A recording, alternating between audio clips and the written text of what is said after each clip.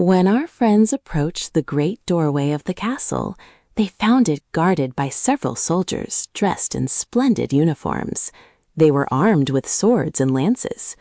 Captain Bill walked straight up to them and asked, "Does the king happen to be at home?"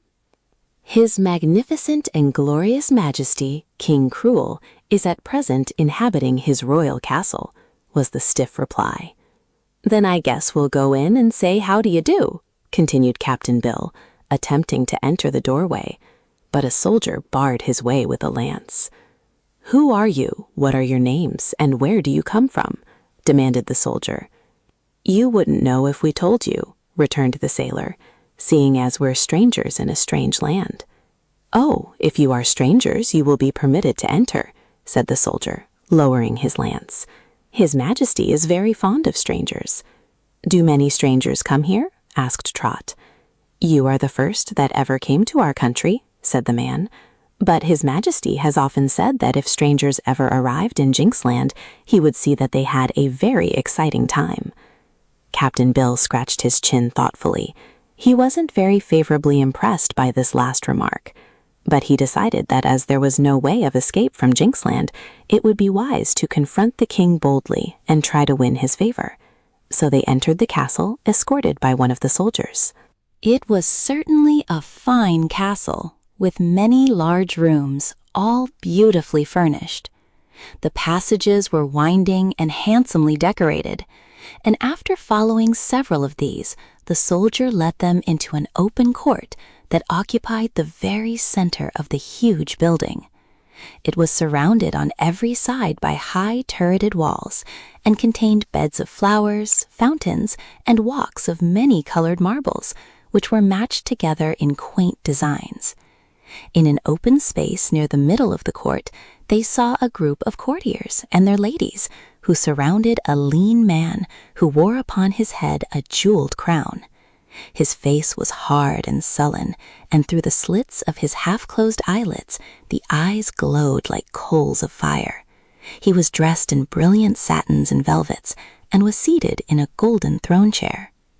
This personage was King Cruel, and as soon as Cap'n Bill saw him, the old sailor knew at once that he was not going to like the King of Jinxland. "Hello, who's here?" said His Majesty with a deep scowl. "Stranger, sire," answered the soldier, bowing so low that his forehead touched the marble tiles. "Strangers, eh? Well, well, what an unexpected visit. Advance, strangers, and give an account of yourselves." The king's voice was as harsh as his features. Trot shuddered a little, but Cap'n Bill calmly replied, "There ain't much for us to say, except as we've arrived to look over your country and see how we like it." "Judging from the way you speak, you don't know who we are, or you'd be jumping up to shake hands and offer us seats. Kings usually treat us pretty well in the great big outside world where we come from, but in this little kingdom, which don't amount to much anyhow, folks don't seem to have got much culture." The king listened with amazement to this bold speech, first with a frown, and then gazing at the two children and the old sailor with evident curiosity. The courtiers were dumb with fear, for no one had ever dared speak in such a manner to their self-willed, cruel king before. His Majesty, however, was somewhat frightened, for cruel people are always cowards, and he feared these mysterious strangers might possess magic powers that would destroy him unless he treated them well. So he commanded his people to give the new arrivals seats, and they obeyed with trembling haste. After being seated, Captain Bill lighted his pipe and began puffing smoke from it, a sight so strange to them that it filled them all with wonder. Presently the king asked, "How did you penetrate to this hidden country? Did you cross the desert or the mountains?" "Desert," answered Captain Bill, as if the task were too easy to be worth talking about. "Indeed, no one has ever been able to do that before," said the king. "Well, it's easy enough if you know how," asserted Captain Bill, so carelessly that it greatly impressed his hearers. The king shifted in his throne uneasily. He was more afraid of these strangers than before. "Do you intend to stay long in Jinxland?" was his next anxious question. "Depends on how we like it," said Cap'n Bill.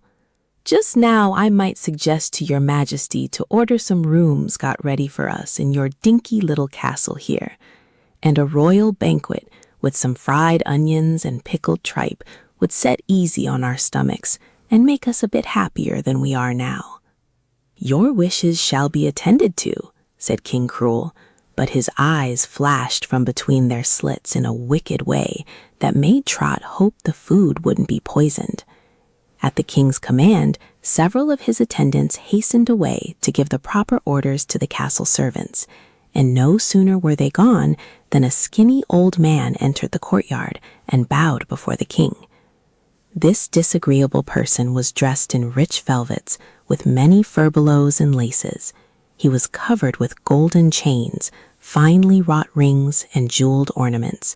He walked with mincing steps and glared at all the courtiers as if he considered himself far superior to any or all of them. "Well, well, your majesty, what news, what news?" he demanded in a shrill, cracked voice. The king gave him a surly look. "No news, Lord Googly-Goo, except that strangers have arrived," he said. Googly-Goo cast a contemptuous glance at Cap'n Bill and a disdainful one at Trot and Button-Bright. Then he said, "Strangers do not interest me, your majesty, but the Princess Gloria is very interesting indeed. What does she say, sire? Will she marry me?" "Ask her," retorted the king. "I have, many times, and every time she has refused." "Well," said the king harshly. "Well," said Googly-Goo in a jaunty tone, "a bird that can sing and won't sing must be made to sing." "Huh," sneered the king. "That's easy with a bird, but a girl is harder to manage." "Still," persisted Googly-Goo, "we must overcome difficulties. The chief trouble is that Gloria fancies she loves that miserable gardener's boy, Pawn. Suppose we throw Pawn into the Great Gulf, your majesty?" "It would do you no good," returned the king. "She would still love him." Too bad," sighed Googly-Goo. "I have laid aside more than a bushel of precious gems, each worth a king's ransom, to present to your majesty on the day I wed Gloria." The king's eyes sparkled, for he loved wealth above everything. But the next moment he frowned deeply again. "It won't help us to kill Pawn," he muttered. "What we must do is kill Gloria's love for Pawn." "That is better, if you can find a way to do it," agreed Googly-Goo. "Everything would come right if you could kill Gloria's love for that gardener's boy." "Really, sire, now that I come to think of it, there must be fully 1.5 bushels of those jewels." Just then a messenger entered the court to say that the banquet was prepared for the strangers. So Captain Bill, Trot, and Button-Bright entered the castle and were taken to a room where a fine feast was spread upon the table. "I don't like that Lord Googly-Goo," remarked Trot as she was busily eating. "Nor I," said Captain Bill, "but from the talk we heard, I guess the planter's boy won't get the princess." "Perhaps not," returned the girl, "but I hope old Googly doesn't get her either." "The king means to sell her for all those jewels," observed Button-Bright, his mouth half full of cake and jam. "Poor princess," sighed Trot. "I'm sorry for her, although I've never seen her. But if she says no to Googly-Goo and means it, what can they do?" "Don't let us worry about a strange princess," advised Captain Bill. "I've a notion we're not too safe ourselves with this cruel king." The two children felt the same way, and all three were rather solemn during the remainder of the meal. When they had eaten, the servants escorted them to their rooms. Captain Bill's room was way to one end of the castle, very high up, and Trot's room was at the opposite end, rather low down. As for Button-Bright, they placed him in the middle, so that all were as far apart as they could possibly be.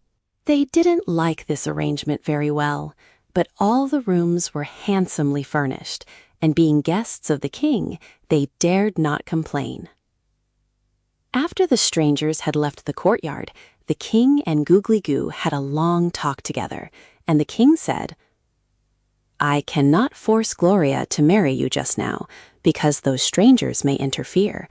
I suspect that the wooden-legged man possesses great magical powers, or he would never have been able to carry himself and those children across the deadly desert." "I don't like him. He looks dangerous," answered Googly-Goo. "But perhaps you are mistaken about his being a wizard. Why don't you test his powers?" "How?" asked the king. "Send for the Wicked Witch. She will tell you in a moment whether that wooden-legged person is a common man or a magician." "Ha, that's a good idea," cried the king. "Why didn't I think of the Wicked Witch before? But the woman demands rich rewards for her services." "Never mind, I will pay her," promised the wealthy Googly-Goo. So a servant was dispatched to summon the Wicked Witch, who lived but a few leagues from King Cruel's castle. While they awaited her, the withered old courtier proposed that they pay a visit to Princess Gloria and see if she was not now in a more complacent mood. So the two started away together and searched the castle over without finding Gloria. At last, Googly-Goo suggested she might be in the rear garden, which was a large park filled with bushes and trees and surrounded by a high wall. And what was their anger when they turned a corner of the path to find in a quiet nook the beautiful princess, and kneeling before her, Pon, the gardener's boy. With a roar of rage, the king dashed forward, but Pon had scaled the wall by means of a ladder, which still stood in its place, and when he saw the king coming, he ran up the ladder and made good his escape. But this left Gloria confronted by her angry guardian, the king, and by old Googly-Goo, who was trembling with a fury he could not express in words. Seizing the princess by her arm, the king dragged her back to the castle. Pushing her into a room on the lower floor, he locked the door upon the unhappy girl. And at that moment, the arrival of the Wicked Witch was announced. Hearing this, the king smiled as a tiger smiles, showing his teeth. And Googly-Goo smiled as a serpent smiles, for he had no teeth except a couple of fangs. And having frightened each other with these smiles, the two dreadful men went away to the royal council chamber to meet the Wicked Witch.